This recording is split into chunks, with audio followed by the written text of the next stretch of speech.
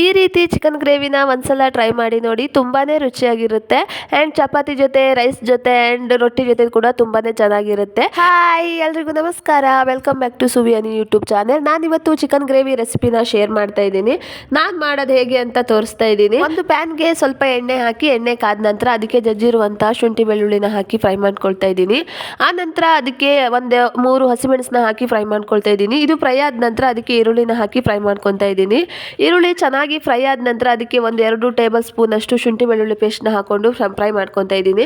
ಮೊದಲೇ ಚಿಕನಿಗೆ ಉಪ್ಪು ಅರಿಶಿನ ಹಾಕಿ ಮಿಕ್ಸ್ ಮಾಡಿ ಇಟ್ಕೊಂಡಿದ್ದೀನಿ. ಮುಂಚೆನೆ ಉಪ್ಪು ಮತ್ತೆ ಅರಿಶಿನ ಹಾಕಿ ಚಿಕನ್ಗೆ ಮ್ಯಾರಿನೇಟ್ ಮಾಡಿ ಇಟ್ಕೊಂಡಿದ್ರೆ ಚಿಕನ್ ಜ್ಯೂಸಿ ಆಗಿ ಬರುತ್ತೆ, ತಿನ್ನಕ್ಕೂ ತುಂಬಾನೇ ಚೆನ್ನಾಗಿರುತ್ತೆ ಚಿಕನ್ ಪೀಸ್ಗಳು. ಅದಕ್ಕೆ ಮೊದಲೇ ಮಿಕ್ಸ್ ಮಾಡಿ ಇಟ್ಕೊತಿದ್ದೀನಿ. ಆ ನಂತರ ಫ್ರೈ ಆದ ನಂತರ ಇದಕ್ಕೆ ಚಿಕನ್ನ ಹಾಕಿ ಮಿಕ್ಸ್ ಮಾಡ್ಕೊತಾ ಇದ್ದೀನಿ. ನಾನು 1 kg ಚಿಕನ್ನ ತೊಗೊಂಡಿದ್ದೀನಿ. ನಿಮ್ಗೆ ಎಷ್ಟಾಗುತ್ತೋ ಅಷ್ಟು ತೊಗೊಳ್ಳಿ. ಅರ್ಧ kgನಾದರೂ ತೊಗೋಬೋದು, 1 kgನಾದರೂ ತೊಗೋಬೋದು, 2 kgನಾದರೂ ತೊಗೋಬೋದು. ಸೇಮ್ ಪ್ರೊಸೆಸಿಂಗ್ ಇರುತ್ತೆ. ಆಮೇಲೆ ಚಿಕನ್ ಹಾಕಿ ಮಿಕ್ಸ್ ಮಾಡಿಕೊಂಡು ಒಂದು ಸ್ವಲ್ಪ ಹೊತ್ತು ಬೇಯಕ್ಕೆ ಬಿಡಬೇಕು. ಒಂದು ಕಡೆಯಲ್ಲಿ ನಾನು ಮಶ್ರೂಮ್ದು ಸುಕ್ಕ ಕೂಡ ಮಾಡ್ಕೊತಾ ಇದ್ದೀನಿ. ಇದ್ರದ್ದು ರೆಸಿಪಿ ಇನ್ನೊಂದು ವೀಡಿಯೋದಲ್ಲಿ ಶೇರ್ ಮಾಡ್ತೀನಿ. ಇವತ್ತು ಶೇರ್ ಮಾಡಿಲ್ಲ, ಗಡ್ಬಿಡಿಯಲ್ಲಿ ಮಾಡ್ತಾ ಇರೋದ್ರಿಂದ ವೀಡಿಯೋ ಮಾಡ್ಕೊಳಕ್ಕಾಗಿಲ್ಲ. ನಂತರ ಒಂದು ಕಾಯಿನ ಹೆರ್ಕೊಂಡು ಕಾಯಿ ಹಾಲು ತಗೊಳ್ತಾ ಇದ್ದೀನಿ. ಇದನ್ನು ನೀರನ್ನು ಹಾಕಿ ಕಾಯಿ ಹಾಲು ತಗೋಬೇಕು, ಮಿಕ್ಸಿಯಲ್ಲಿ ಬೀಸಿ. ನೀವು ಸ್ವಲ್ಪ ಕಮ್ಮಿ ಮಾಡ್ತಾ ಇದ್ದೀರಾ ಅಂದರೆ ಅರ್ಧ ಕಡಿನ ಹಾಕಿ ಕಾಯಿ ಹಾಲು ತೆಗೆದುಕೋಬೋದು. ನಾನು ಸ್ವಲ್ಪ ಜಾಸ್ತಿ ಮಾಡ್ತಾ ಇರೋದ್ರಿಂದ ನಾನು 1 ಕಾಯಿನ ಯೂಸ್ ಮಾಡಿದ್ದೀನಿ.